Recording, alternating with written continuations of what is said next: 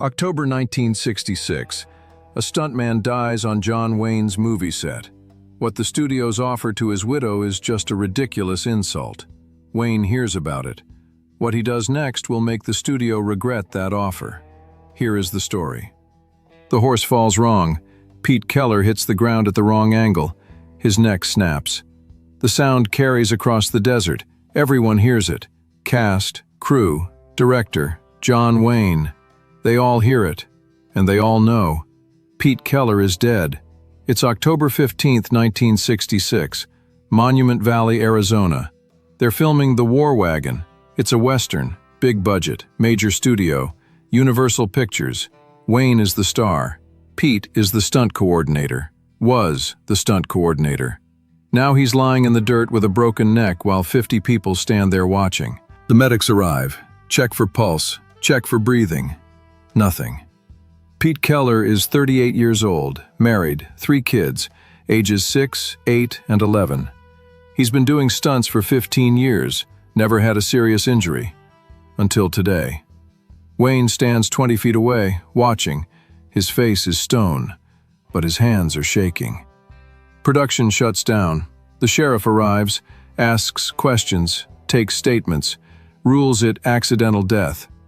The body gets taken away. The crew goes back to the hotel. Nobody talks. What is there to say? A man died doing his job, doing what John Wayne was supposed to do on camera but couldn't because he's 60 years old and had lung cancer 2 years ago. Someone died being John Wayne.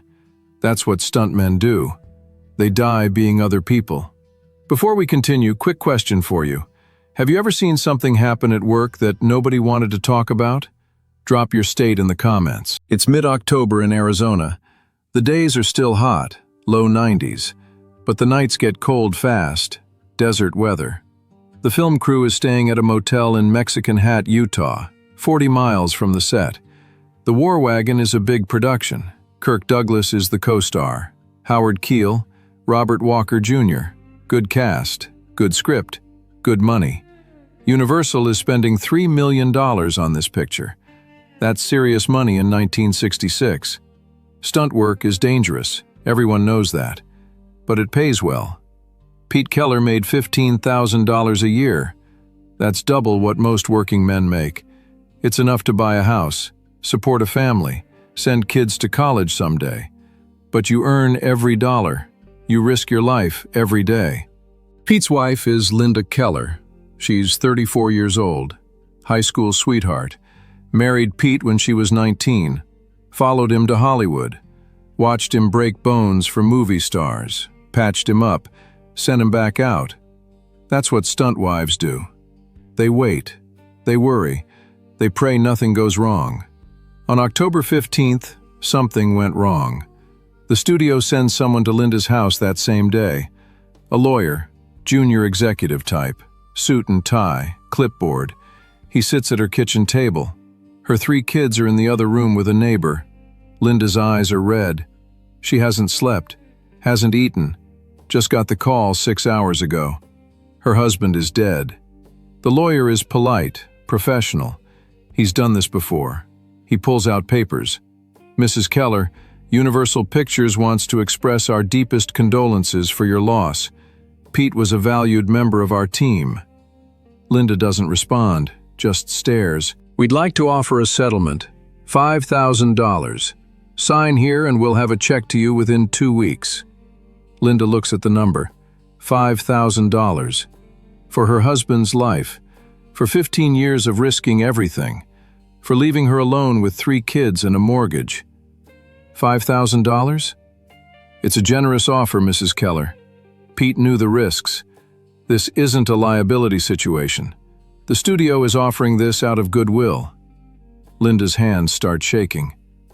Goodwill? Take it or leave it, Mrs. Keller. This offer expires in 48 hours. The lawyer slides the papers across the table, stands up, walks out. Leaves Linda sitting there staring at a number that values her husband's life at less than a new car.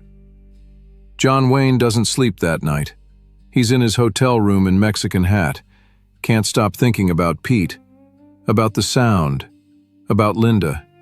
about those 3 kids who just lost their father so John Wayne could make a movie. Wayne has been in this business for 40 years. He's seen men get hurt, broken bones, concussions, burns, but he's never seen someone die, not on his set, not doing a stunt that was supposed to be him. He keeps thinking, Pete died being me. Pete died so I could pretend to be a cowboy. Pete died so Universal Pictures could make $3 million. At 6 in the morning, Wayne gets a phone call. It's the unit production manager, calling to tell him about the studio's settlement offer, $5,000. Wayne is silent for a long time. Then, $5,000? Standard offer, Duke. Accidental death, no liability. Pete left behind a wife and 3 kids. We know. That's why we're offering anything at all. Legally, we don't have to. Wayne hangs up, sits on the edge of the bed, thinks about his own kids, 7 of them, different marriages, different lives, but all his. What if he died? What if someone told his kids their father was worth $5,000? He picks up the phone, calls his business manager. How much cash can I access today? Linda Keller is sitting at her kitchen table 48 hours later. The settlement papers are still there, unsigned. She's read them 100 times. The lawyer called twice, reminding her the deadline is today. $5,000 or nothing. She needs the money. Can't pay the mortgage without it. Can't feed her kids. But signing feels like saying Pete was only worth $5,000. There's a knock on the door. Linda opens it. John Wayne is standing there. She recognizes him instantly. Everyone does. But she doesn't understand why he's here. Mrs. Keller? Yes? I'm John Wayne. I need to talk to you about Pete. Linda lets him in. He sits at the same kitchen table where the lawyer sat 2 days ago. But Wayne doesn't pull out papers, he just looks at her. I'm sorry about Pete. He was a good man. Linda nods, doesn't trust herself to speak. I heard about the studio's offer, $5,000. That's an insult. Linda's eyes fill with tears. I don't know what to do. I need the money. But if I sign, it feels like I'm saying Pete didn't matter. Wayne reaches into his jacket, pulls out an envelope, places it on the table. This is $50,000. It's from me, not the studio. From me personally, for you and your kids. Linda stares at the envelope, can't process what she's hearing. I can't accept this. Yes, you can. Pete died making my movie. He died because I'm too old to do my own stunts anymore. That makes it my responsibility. Mr. Wayne, you don't owe me anything. Yes, I do. Pete died being me. The least I can do is take care of the family he left behind. But Wayne isn't finished. He pulls out a business card, writes a phone number on it. This is the studio head's direct line. I'm calling him today. Universal is going to set up a monthly stipend for you, $500 a month, for life. And they're going to create college funds for all 3 of your kids. Full tuition, wherever they want to go. Linda is crying now. Why would they do that? Wayne's jaw tightens. Because I'm going to tell them if they don't, I'm walking off every picture I owe them, and I'll make sure every newspaper in America knows why. Wayne calls the studio head that afternoon. The conversation lasts 30 minutes. Wayne doesn't yell, doesn't threaten, just lays out the facts. Pete Keller died making a Universal picture, left behind a widow and 3 kids. The studio offered $5,000. That's not acceptable. The studio head tries to explain. Liability, insurance, standard practice. Wayne cuts him off. I don't care about standard practice. I care about right and wrong. Pete died working for you. His family deserves better than $5,000 and a handshake. What do you want, Duke? $500 a month for Linda, for the rest of her life. And college funds for the kids, all 3 of them. Full tuition. That's going to cost us. I know what it costs. Do it anyway, or I walk. Every picture, Green Berets, True Grit, everything you've got me signed for. I'm done. Silence on the line. The studio head is calculating. John Wayne is Universal's biggest star. His pictures make millions. Losing him would cost the studio more than a lifetime stipend for one widow. Fine, we'll do it. I want it in writing, contract, legal, so nobody can take it back after I'm gone. You'll have it by Monday. Wayne hangs up, sits back in his chair. It's not enough. Nothing will bring Pete back. But at least his kids can go to college. At least Linda won't lose her house. At least the studio can't pretend Pete didn't matter. Linda Keller receives her first stipend check 6 weeks later. $500 every month, like clockwork. Her mortgage is $700 a month. The stipend covers most of it. Wayne's $50,000 covers the rest. And food, and clothes, and everything 3 kids need while their mother figures out how to live without their father. Linda never remarries. Doesn't want to. Pete was her person.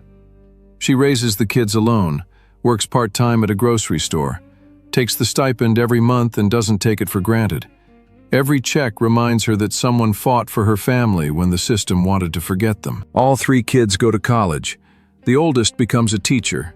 The middle one becomes an engineer. The youngest becomes a doctor. Universal Pictures pays for all of it, because John Wayne made them. Linda receives that stipend for 37 years, until she dies in 2003 at 71 years old. 37 years of $500 a month. That's $222,000, plus the $50,000 from Wayne, plus 3 college educations. That's what Pete Keller's life was really worth. Not $5,000, not an insult and a deadline, but a lifetime of dignity for the family he left behind. In 2005, Linda's daughter writes a letter to the John Wayne estate. Her name is Sarah Keller. She's 43 years old now, a high school history teacher in San Diego. She writes about her father, about the day he died, about the studio lawyer who offered $5,000, about John Wayne showing up at their kitchen table. My mother received that stipend until the day she died, every month for 37 years.